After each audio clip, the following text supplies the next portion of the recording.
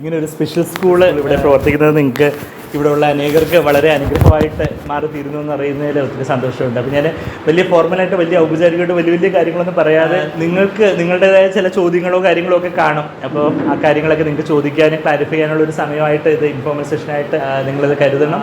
പലർക്കുമുള്ള പല തെറ്റിദ്ധാരണകളും ഒക്കെ ഉണ്ട് ഈ മേഖലയെക്കുറിച്ച്. ചില ദൈവം നമുക്ക് കുറച്ചൊരു സ്പെഷ്യൽ നീഡ്സ് ഉള്ള പ്രത്യേകമായിട്ടുള്ള ചില ആവശ്യങ്ങളോടുകൂടിയ ചില കുഞ്ഞുങ്ങളെ ദൈവം നമ്മളുടെ കുടുംബങ്ങളിലേക്ക് അയക്കുമ്പോൾ മാതാപിതാക്കളായിട്ടുള്ള നമുക്ക് എല്ലാം അത് കൈകാര്യം ചെയ്യാനും ഹാൻഡിൽ ചെയ്യാനും എല്ലാം വല്ലാതെ പ്രയാസത്തിൻ്റെ ഒരു ഘട്ടത്തിലൂടെ നിങ്ങൾ പേരൻസ് എല്ലാം കടന്നു പോകുന്നതെന്നുള്ളൊരു കാര്യം നമുക്കറിയാം.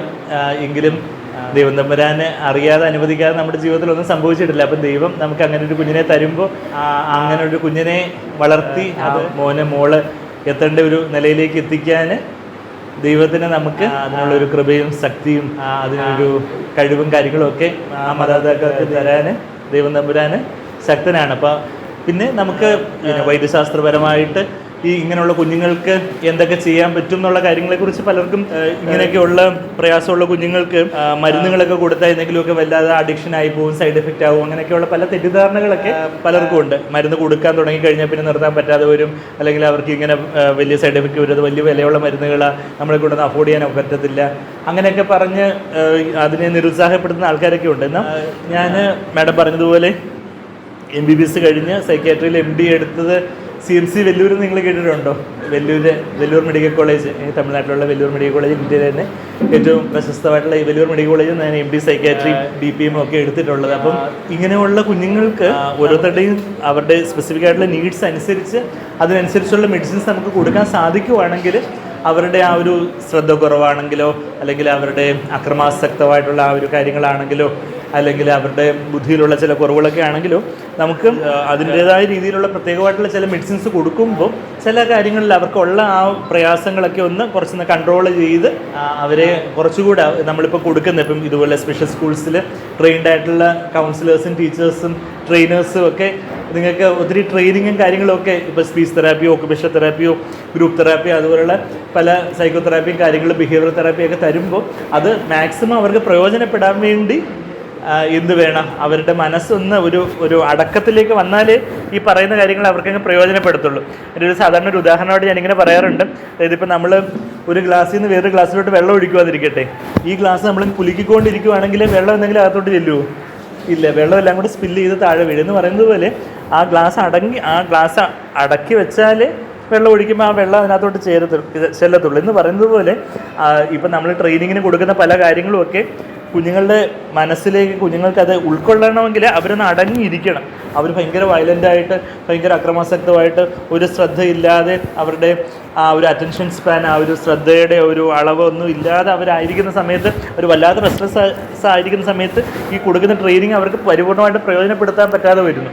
അപ്പോൾ അതുകൊണ്ട് അത് ചിലപ്പം ബാക്കിയുള്ള കുഞ്ഞുങ്ങൾക്ക് ചിലപ്പോൾ അതൊരു പ്രയാസമായിട്ട് വരുന്നു. ബാക്കിയുള്ള കുഞ്ഞുങ്ങളെയും ചിലപ്പോൾ ഒന്ന് ഉപദ്രവിക്കുന്ന രീതിയിലോട്ടോ, അവർ ബാക്കിയുള്ള കുഞ്ഞുങ്ങളെയും കൂടെ പ്രയാസപ്പെടുന്ന രീതിയിലോട്ടോ, അല്ലെങ്കിൽ ടീച്ചേഴ്സിന് അങ്ങനെ സ്പെഷ്യലായിട്ടുള്ള നീഡ്സ് ഉള്ള ചില അതുപോലുള്ള പ്രയാസമുള്ളവർക്ക് അവർക്ക് കൂടുതലായിട്ട് സമയമോ എനർജിയൊക്കെ സ്പെൻഡ് ചെയ്യേണ്ടി വരുന്നു. അപ്പം ബാക്കിയുള്ള കുഞ്ഞുങ്ങൾക്ക് കിട്ടേണ്ടതായിട്ടുള്ള അറ്റൻഷനൊക്കെ ചിലപ്പോൾ കുറഞ്ഞു പോകുന്നു. അപ്പോൾ അങ്ങനെയൊക്കെയുള്ള പല പല കാരണങ്ങൾ കൊണ്ട് നമ്മൾ മെഡിസിൻസ് കൂടെ കൊടുക്കുമ്പോൾ ഉള്ള പ്രയോജനം എന്ന് പറഞ്ഞാൽ എന്താ, അവർ കുറച്ചുകൂടെ അടങ്ങിയിരിക്കാനും വല്ലാതെ അക്രമാസക്തം അങ്ങനെയൊക്കെ ആവുന്ന കുഞ്ഞുങ്ങൾക്ക് നമ്മൾ ആ മെഡിസിൻസ് ഒക്കെ കൊടുക്കും. അവർ കുറച്ചുകൂടെ ശാന്തരായിട്ടിരിക്കുമ്പം അവരുടെ അറ്റൻഷൻ സ്പാൻ തന്നെ കൂട്ടാൻ തക്കവണ്ണമുള്ള ചില മെഡിസിൻസും കാര്യങ്ങളും കുറച്ച് സപ്ലിമെൻറ്റ്സും ഒക്കെ കൊടുക്കുമ്പോൾ നമ്മളെ കൊണ്ട് പറ്റുന്നതിൻ്റെ മാക്സിമം അവർക്കൊരു നോർമലായിട്ടുള്ളൊരു ലൈഫിലേക്ക് അവരുടെ ഒരു ക്വാളിറ്റി ഓഫ് ലൈഫ് ഒത്തിരി ഇമ്പ്രൂവ് ചെയ്യാനായിട്ട് അത് സഹായിക്കും എന്നുള്ളൊരു കാര്യമാണ്. പിന്നെ ഇപ്പം ബുദ്ധിയിലുള്ള ചില കുറവുകൾ നമുക്ക് എന്തെങ്കിലും മെഡിസിൻ കൊടുത്ത് അങ്ങ് പരിപൂർണ്ണമായിട്ട് മാറ്റാൻ പറ്റുന്ന എന്തെങ്കിലും മെഡിസിൻസ് ഉണ്ടെങ്കിൽ നമുക്ക് എപ്പോഴും അതെല്ലാം കൊടുക്കാമായിരുന്നു. പക്ഷേ അങ്ങനെയുള്ള മെഡിസിൻസ് ഇപ്പം ബുദ്ധി അങ്ങ് അതുപോലെ വികസിച്ച് നോർമൽ ആകത്തക്ക രീതിയിലുള്ള മെഡിസിൻസ് ഒന്നും ലോകത്ത് ഇതുവരെ കണ്ടുപിടിക്കപ്പെട്ടിട്ടില്ല. എന്നാൽ അവർക്കുള്ള ബുദ്ധി നമുക്ക് മാക്സിമം ഒന്ന് ട്രെയിൻ ചെയ്ത് എത്രയും അവർ നോർമലായിട്ടുള്ള ആ ഒരു മെയിൻ സ്ട്രീമിലോട്ട് മുഖ്യധാരയിലേക്ക് വരാൻ തക്കവണ്ണം അവരെ എത്രമാത്രം നമുക്ക് പരിശീലിപ്പിച്ചെടുക്കാനൊക്കും എന്നുള്ളൊരു കാര്യമാണ് നമ്മൾ നോക്കേണ്ടതല്ല. അപ്പോൾ ആ പരിശീലനം അവർക്ക് മാക്സിമം പ്രയോജനപ്പെടുത്താൻ വേണ്ടി ഓരോരുത്തർക്കും എന്തൊക്കെ തരത്തിലുള്ള ലക്ഷണങ്ങളാണ് ഉള്ളതെന്ന് വെച്ചാൽ അതിനനുസരിച്ച് എന്തെങ്കിലുമൊക്കെ മെഡിസിൻസ് അവർക്ക് വേണ്ടുന്നതനുസരിച്ച്. ചില കുഞ്ഞുങ്ങൾക്ക് ചിലപ്പോൾ മെഡിസിൻസിൻ്റെ വലിയ നീഡ് കാണത്തില്ല, എന്നാൽ ചില കുഞ്ഞുങ്ങൾക്ക് മെഡിസിൻസിൻ്റെ ഒരു എസ്പെഷ്യലി വല്ലാതെ ശ്രദ്ധക്കുറവോ കൂടുതൽ നമ്മൾ ADHD ഓട്ടിസം എന്നുള്ള കാര്യങ്ങളൊക്കെ നിങ്ങൾ ആ വാക്കുകളൊക്കെ മിക്കവരും കേട്ടിട്ടുണ്ടായിരിക്കും. ADHD എന്ന് പറഞ്ഞാൽ എന്താ, attention deficit hyper activity disorder എന്ന് പറയും അല്ലേ. അവരുടെ അറ്റൻഷൻ വളരെ കുറവാണ്. അറ്റൻഷൻ എന്ന് പറഞ്ഞാൽ എന്താ, ശ്രദ്ധ. ഇപ്പം ഞാൻ പറയുന്നത് തന്നെ നിങ്ങൾ ശ്രദ്ധിച്ചിരിക്കുന്നു. എന്നാൽ ചില കുഞ്ഞുങ്ങൾക്കാണെങ്കിൽ അവർക്ക് അത്രയും ശ്രദ്ധ, ക്ലാസ്സിൽ ടീച്ചർ പഠിപ്പിക്കുന്നതായാലോ വേറെ അത്രയും ശ്രദ്ധയില്ല. പിന്നെ അവർ ഭയങ്കര ഹൈപ്പർ ആക്റ്റീവ് ആയിരിക്കും. അങ്ങ് ഒരിടത്ത് ഇരിക്കത്തില്ല, ഭയങ്കര പിരിവിരിപ്പായിട്ട് ഓടി നടക്കുന്നത്, ചാടി നടക്കുന്നത്, എല്ലാം മറിച്ചിടുന്നു, എല്ലാം പൊളിച്ചിടുന്നു, അവർ തങ്ങളെ തന്നെ എന്തെങ്കിലുമൊക്കെ ഉപദ്രവിക്കുന്നു, അങ്ങനെ ഭയങ്കര ഹൈപ്പർ ആക്റ്റീവ് ആയിട്ടുള്ളതുകൊണ്ട് അതിൻ്റെ കൂടെ തന്നെ അവർക്ക് ഇമ്പൾസിവിറ്റി എന്ന് വെച്ചാൽ ഒന്നും ക്ഷമിച്ചൊന്നും ഇരിക്കാൻ പറ്റത്തില്ല. ഒരു ടേൺ എടുക്കാൻ, ഒരു ക്യൂവിൽ ഒന്ന് നിൽക്കാൻ, അല്ലെങ്കിൽ കുറച്ച് നേരം ഒന്ന് ഇരുന്ന് ഒന്ന് ക്ഷമയോടെ ഇരിക്കാൻ പറ്റത്തില്ല. ഭയങ്കര ഇമ്പൾസീവ് ആയിരിക്കും. ചോദിക്കുന്നതിന് മുമ്പ് ഉത്തരം ചാടി പറയുന്നു, അല്ലെങ്കിൽ അവർ ഒരു ടേൺ എടുക്കാൻ വേണ്ടി കുറച്ച് നേരം വെയിറ്റ് ചെയ്ത് ഇന്നയാൾക്ക് ഇത്രയൊക്കെ കൊടുത്തിട്ട് ഞാൻ കുഞ്ഞിനും കൂടെ തരുമെന്ന് അവർക്ക് വെയിറ്റ് ചെയ്യാൻ പറ്റാത്ത രീതിയിലുള്ള ഇമ്പൾസീവ് ആയിട്ടുള്ള കാര്യങ്ങൾ. അപ്പം അങ്ങനെ ആ 3 കാര്യങ്ങളാണ് ഈ ADHD പ്രധാനമായിട്ടുള്ളത്. എന്താ, ശ്രദ്ധക്കുറവ്, ഭയങ്കര ഹൈപ്പർ ആക്ടിവിറ്റി എന്ന് പറഞ്ഞാൽ ഭയങ്കര ഓവറായിട്ടുള്ള ആക്ടിവിറ്റി, ഓവറായിട്ട് അവരങ്ങ് ആക്റ്റീവായിട്ട് ഇരിക്കുന്നൊരു കാര്യം, പിന്നെ ഇമ്പൾസിവിറ്റി, ഒരു ക്ഷമയോടെ ഇരിക്കാൻ പറ്റാത്തൊരവസ്ഥ. അപ്പോൾ അങ്ങനെയൊക്കെ ഉള്ളതിനാൽ നമ്മൾ ADHD ഫീച്ചേഴ്സ് ഉള്ളവരുണ്ട്, ആ ADHD ഒരു ഡിസോർഡർ ലെവലിലുള്ളവരുണ്ട്. അതിന് അറ്റമോക്സിൻ, മിഥൈൽഫെനഡേറ്റ് എന്നൊക്കെ പറയുന്ന തരത്തിലുള്ള ചില മെഡിസിൻസും കാര്യങ്ങളൊക്കെ അവരുടെ അറ്റൻഷൻ സ്പാൻ ഒന്ന് കൂട്ടാനും അവരുടെ ഹൈപ്പർ ആക്ടിവിറ്റിയൊക്കെ ഒന്ന് കുറയ്ക്കാനും ഒക്കെ ഒരു പരിധിവരെയൊക്കെ ഒന്ന് ഹെൽപ്പ് ചെയ്യും. പിന്നെ ഓട്ടിസം എന്നുള്ള ഒരു വാക്ക് നിങ്ങളെല്ലാവരും കേട്ടിട്ടുണ്ടായിരിക്കും, autism spectrum disorder, ASD. Autism എന്ന് പറയുമ്പോൾ മെയിനായിട്ടും അവരുടെ ന്യൂറോ ഡെവലപ്മെൻ്റലായിട്ട് അവരുടെ ബുദ്ധിയിലുള്ള വികാസത്തിലുള്ള ചില പ്രത്യേകതകൾ അവർക്ക് വരുന്നു. ഓട്ടിസമുള്ള എല്ലാ കുഞ്ഞുങ്ങൾക്കും IQ ബുദ്ധിക്കുറവ് ഉണ്ടാകണമെന്നില്ല. എന്നാൽ ബുദ്ധിക്കുറവുള്ള കുഞ്ഞുങ്ങൾക്ക് പലർക്കും ഈ ഓട്ടിസ്റ്റിക് ഫീച്ചേഴ്സ് ഉണ്ട്. ഓട്ടിസ്റ്റിക് ഫീച്ചേഴ്സ് മെയിനായിട്ട് നമ്മൾ 3 കാര്യങ്ങളാണ് പറയുന്നത്. നിങ്ങളതിനെക്കുറിച്ച് കേട്ടിട്ടുണ്ടോ? എന്തൊക്കെയാണ്? കമ്മ്യൂണിക്കേഷനിലുള്ള പ്രയാസം. കമ്മ്യൂണിക്കേഷൻ എന്ന് പറയുന്നത് ആശയവിനിമയം, കുഞ്ഞുങ്ങൾക്ക് മറ്റുള്ളവരോട് കമ്മ്യൂണിക്കേറ്റ് ചെയ്യാനുള്ള പ്രയാസം. പിന്നെ സോഷ്യലൈസേഷൻ, ബാക്കിയുള്ള അതേ പ്രായത്തിലുള്ള കുഞ്ഞുങ്ങളുമായിട്ട് ഇൻറ്ററാക്ട് ചെയ്ത് കളിക്കാനോ അങ്ങനെയൊക്കെയുള്ള പ്രയാസം. അപ്പോൾ കമ്മ്യൂണിക്കേഷനുള്ള പ്രയാസം, സോഷ്യലൈസേഷനുള്ള പ്രയാസം, പിന്നെ സ്റ്റീരിയോട്ടിപ്പിക്കൽ ബിഹേവിയേഴ്സ് അല്ലെങ്കിൽ റെപ്പറ്റേറ്റീവ് ബിഹേവിയേഴ്സ്, ഒരേ കാര്യം തന്നെ വീണ്ടും വീണ്ടും ചെയ്യുന്നു. ഇപ്പോൾ കൈ ഇങ്ങനെ ഇട്ടാട്ടുന്നു, അല്ലെങ്കിൽ ശരീരം മൊത്തം കൂടെ ഇങ്ങനെ റോക്കി മൂവ്മെൻറ്റ്സ് മാതിരി ശരീരം മൊത്തം കൂടി ഇങ്ങനെ ആട്ടിക്കൊണ്ടേയിരിക്കുന്നു. ചിലപ്പോൾ സെൽഫ് ഇഞ്ചുറീസ് ബിഹേവിയർ, തന്നെ തലയിടിക്കൂ, അതുപോലെ ഇങ്ങനെ അള്ളിപ്പറിക്കുകയോ അങ്ങനെയൊക്കെയുള്ള സെൽഫ് ഇഞ്ചുറീസ്, സ്വയമായിട്ട് അവർ തങ്ങളെ തന്നെ മുറിപ്പെടുത്തുന്ന രീതിയിലുള്ള ബിഹേവിയേഴ്സ്, അങ്ങനെയൊക്കെയുള്ള കാര്യങ്ങളെല്ലാം കൂടെ ഒക്കെ ഉള്ള ഒരു സ്പെക്ട്രമായിട്ടുള്ള ഒരു ഡിസോർഡറിനെ നമ്മൾ ഓട്ടിസ്റ്റിക് സ്പെക്ട്രം ഡിസോർഡർ, അത് മൈൽഡ്, മോഡറേറ്റ്, സിവിയർ എന്നുള്ള രീതിയിൽ റേറ്റ് ചെയ്തൊക്കെ നമ്മൾ ഓട്ടിസത്തിനെ കുറിച്ച് പറയാറുണ്ട്. ഓട്ടിസമുള്ള കുഞ്ഞുങ്ങൾക്ക് പലർക്കും ബുദ്ധിയിലുള്ള ചില ഐക്യമുള്ള ചില ഡെഫിസിറ്റ് ഉള്ളവരുണ്ട്. എന്നാൽ നോർമലായിട്ടുള്ള ബുദ്ധിയുള്ള കുഞ്ഞുങ്ങൾക്കും ചിലപ്പോൾ ഇതുപോലുള്ള സോഷ്യലൈസേഷൻ, ബാക്കിയുള്ളവരോട് ആശയവിനിമയം ചെയ്യാനും ബാക്കിയുള്ളവരോട് ഇടപെടാനും, ചിലപ്പോൾ ചില റെപ്പറ്റേറ്റീവ് ബിഹേവിയേഴ്സ്, ചില കാര്യങ്ങൾക്ക് അവർക്ക് ഭയങ്കര ഒരു ഫാസിനേഷൻ മാതിരിയായിരിക്കും. ഇപ്പം നമ്മുടെ CDC എന്നൊരു ആ കുഞ്ഞ് ഭയങ്കര ഇൻസ്ട്രുമെൻറ്റ്സ്, ഗാഡ്ജറ്റ്സ്, അത് ഭയങ്കര ഫാസിനേഷനാണെന്ന് പറഞ്ഞത് ലാസ്റ്റ് കണ്ട ഒരു മോൻ്റെ കാര്യമാണ്. അപ്പോൾ ചിലർക്കാണെങ്കിൽ പമ്പരം, ഇങ്ങനെ കറങ്ങുന്ന ഒരു പമ്പരം, ചിലർക്ക് കാറ്, ചിലർക്ക് ബക്കറ്റ്, അങ്ങനെ എന്തെങ്കിലും ചെറിയൊരു കാര്യമായിരിക്കും അവർക്ക് ഭയങ്കര ഒരു ഫാസിനേഷൻ മാതിരി. അങ്ങനെയൊക്കെ ഉള്ളതൊക്കെ ഈ ഓട്ടിസത്തിൻ്റെ ഒരു സ്പെക്ട്രം ഇങ്ങനെ ആയിട്ട് വരും. പിന്നെ അവർക്ക് ചില സ്പ്ലിൻഡർ ഫങ്ഷൻസ് എന്ന് പറയുന്ന ചില കാര്യങ്ങളൊക്കെ ഉണ്ട്. എന്ന് പറഞ്ഞാൽ എന്തിനു പറഞ്ഞാൽ ഓട്ടിസം ഉള്ള ആളുകൾക്ക് പല കാര്യത്തിലും അവർക്കൊരു ഡെഫിസിറ്റ് ഉണ്ടെങ്കിലും ചില കാര്യങ്ങളിൽ സാധാരണ കുഞ്ഞുങ്ങളെക്കാട്ടിലും അവർക്ക് ഭയങ്കര കഴിവായിരിക്കും. ഇപ്പോൾ ചിലർക്കാണെങ്കിൽ മ്യൂസിക് ആയിരിക്കും, ചിലർക്കാണെങ്കിൽ ചില പ്രത്യേകമായിട്ടുള്ള ചില പേരുകളൊക്കെ ഓർത്തെടുക്കാനോ അല്ലെങ്കിൽ ചില മെക്കാനിക്കലായിട്ടുള്ള ചില കാര്യങ്ങളൊക്കെ സാധാരണ കുഞ്ഞുങ്ങളെക്കാട്ട് കുറച്ചുകൂടെ അവർക്ക് അവരുടേതായ ചില കഴിവുകൾ പ്രത്യേകമായിട്ടുള്ളത് കാണും. അപ്പോൾ അതൊക്കെ നമ്മളൊന്ന് കണ്ടുപിടിച്ച് അതൊക്കെ ഒന്ന് പ്രോത്സാഹിപ്പിച്ചാൽ അവർ സാധാരണ കുഞ്ഞുങ്ങളെക്കാട്ടിൽ വേറെ ചില മേഖലകളിൽ അങ്ങ് വലിയ എക്സ്പേർട്സായിട്ട് വലിയ ആൾക്കാരായിട്ടൊക്കെ അവർ തിളങ്ങാൻ അത് മതി. വലിയ ലോകം കണ്ട വലിയ പല മഹാന്മാരിലുമൊക്കെ പലതരത്തിലുള്ള ചില ലേണിംഗ് ഡിസബിലിറ്റി, ഈ എഡിസനെ കുറിച്ചൊക്കെ കേട്ടിട്ടുണ്ട്. നമ്മുടെ ഇപ്പോൾ ഈ ബൾബൊക്കെ കണ്ടുപിടിച്ചു, ഇപ്പോൾ ട്യൂബ്ലൈറ്റ് ഒക്കെ എന്ന് ആദ്യത്തെ നമ്മുടെ ബൾബൊക്കെ ഇല്ലേ, ബൾബൊക്കെ കണ്ടുപിടിച്ച് എഡിസനെ കുറിച്ച് കേട്ടിട്ടില്ലേ? എഡിസൺ സാധാരണ സ്കൂളിൽ എഡിസന് പഠിക്കാനൊക്കത്തില്ലായിരുന്നു. ഇവരൊരു മണ്ടനാന്ന് പറഞ്ഞ് ടീച്ചർ സ്കൂളിൽ നിന്ന് പറഞ്ഞു വിട്ടു.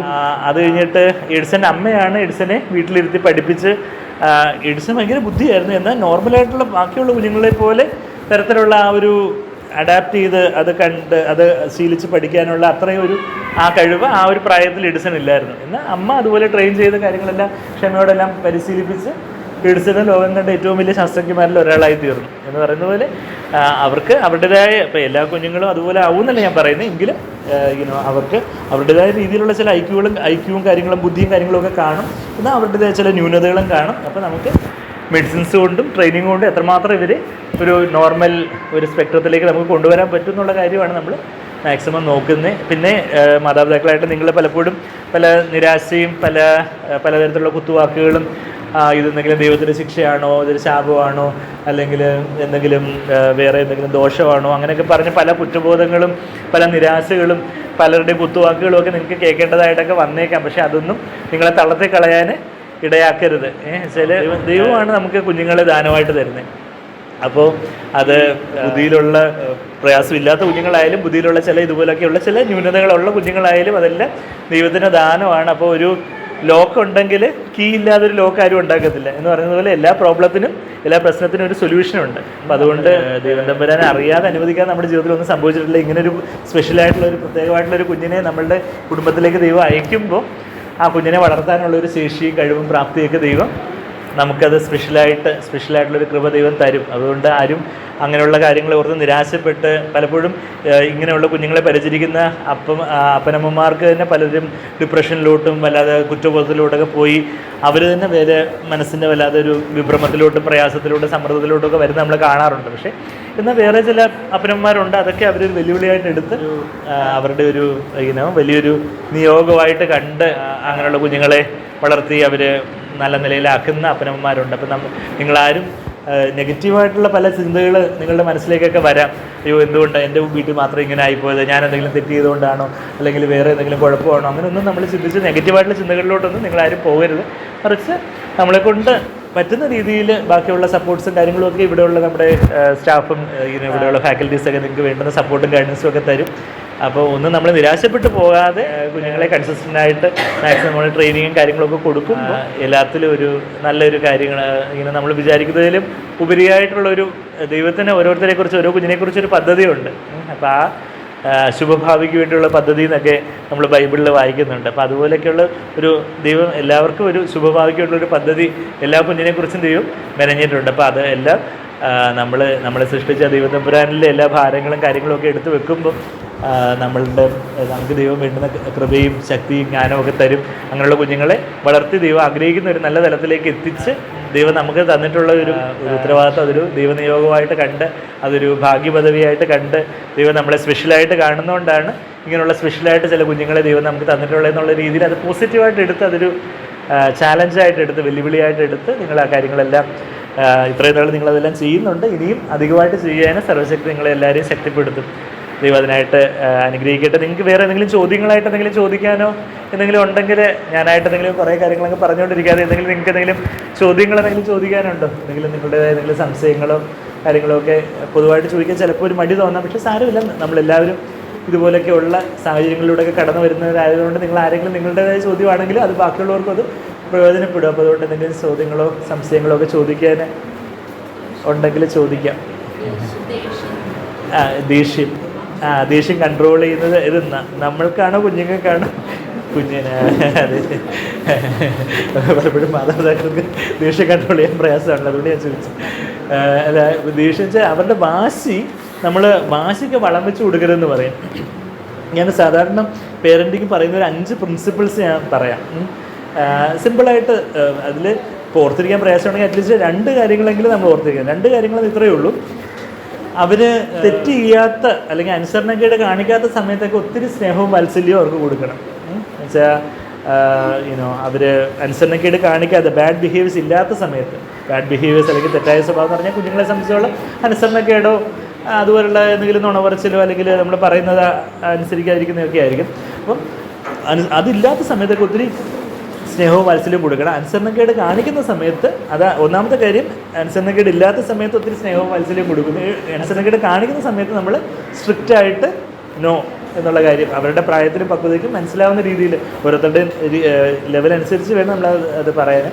അപ്പം നോ എന്നുള്ളൊരു കാര്യം പറയാനും പിന്നെ വടിയെടുക്കേണ്ടുന്ന ഒരു പ്രായം അങ്ങനെയൊക്കെ ആണെന്നുണ്ടെങ്കിൽ നമ്മൾ വടി കാണിച്ചൊന്ന് പേടിപ്പെടുത്താനോ അത്യാവശ്യം അവർക്ക് നമ്മൾ സ്ട്രിക്റ്റായിട്ട് നിൽക്കുന്നതെന്ന് കാണിക്കാൻ വേണ്ടി ഒരു ചെറിയ അടി നമ്മുടെ ദേഷ്യം തീർക്കാനുള്ളത് നമ്മുടെ ദേഷ്യം തീർക്കാനായിട്ട് കൊടുക്കരുത്. എന്നാൽ കുഞ്ഞുങ്ങൾക്ക് ചില കാര്യങ്ങളിൽ അവർ സ്ട്രിക്റ്റായിട്ട് അവർക്ക് ആ കാര്യം മനസ്സിലാക്കാൻ വേണ്ടി വടി എന്തെങ്കിലും ഒന്ന് ഉപയോഗിച്ച് മുട്ടിന് താഴെ ഒരു ചെറിയ അടി കൊടുക്കുന്നുണ്ടെന്ന് തെറ്റില്ല. അപ്പോൾ അതാ രണ്ടാമത്തെ കാര്യം. അപ്പം ബാഡ് ബിഹേവിയേഴ്സ് ഇല്ലാത്ത സമയത്ത് ഒത്തിരി സ്നേഹവും വാത്സല്യം കൊടുക്കുന്നു.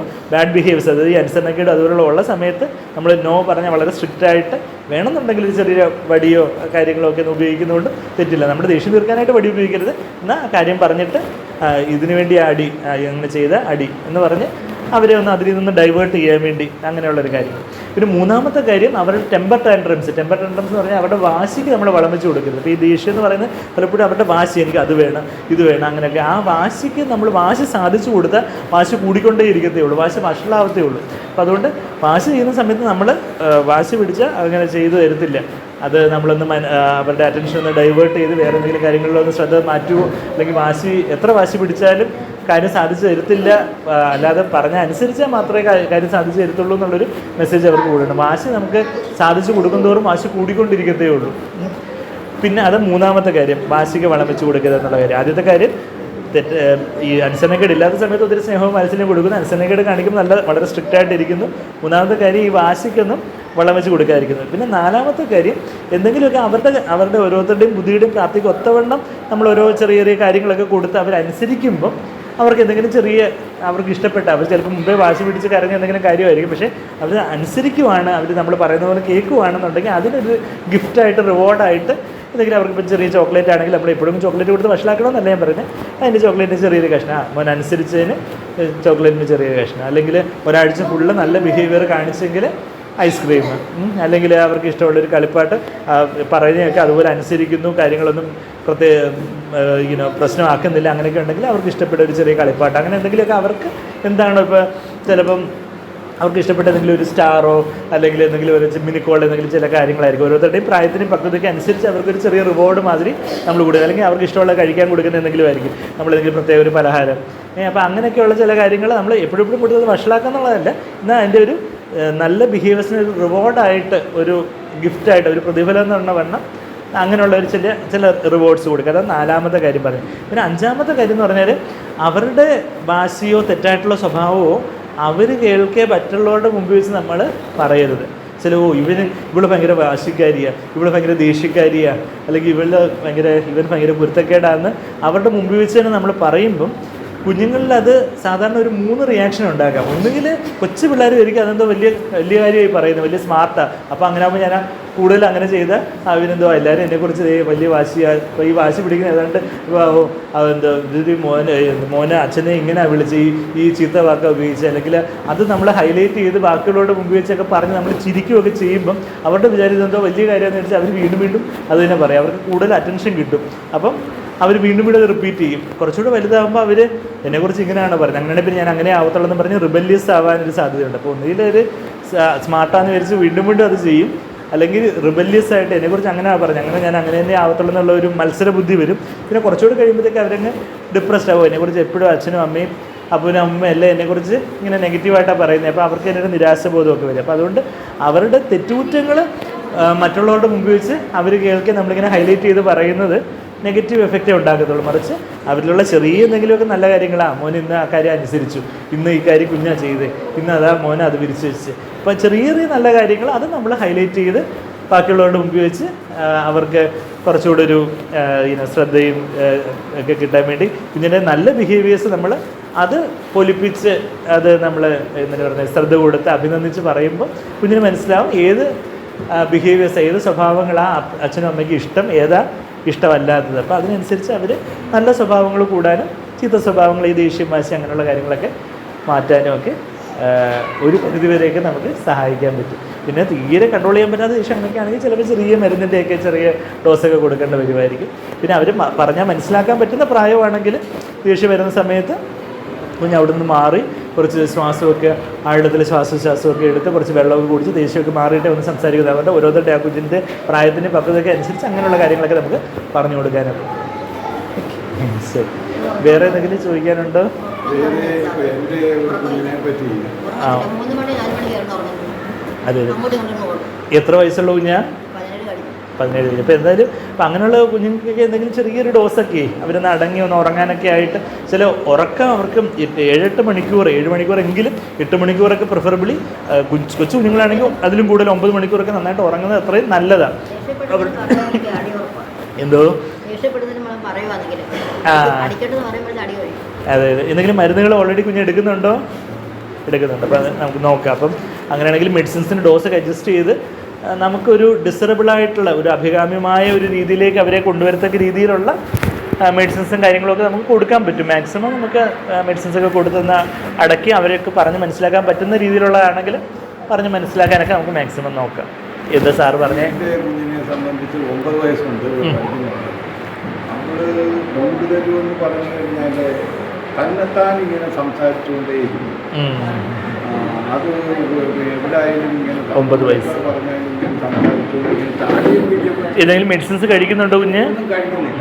അപ്പം ഞാൻ പറയും നീ ചാടിച്ചു തന്നെ ഇരിക്കുമ്പോൾ എന്തോ ശബ്ദം കേൾക്കുന്നതുകൊണ്ടൊന്നും കുഞ്ഞ് പറയത്തൊന്നുമില്ലല്ലോ. 9 വയസ്സല്ലേ ഉള്ളൂ. എന്തോ ഒക്കെ പേടിയാണ്. അവിടെ ഇത് മെയിനായിട്ട് വരുന്നതെന്ന് എപ്പോഴും ഇങ്ങനെ സംസാരിച്ചുകൊണ്ടേയിരിക്കും.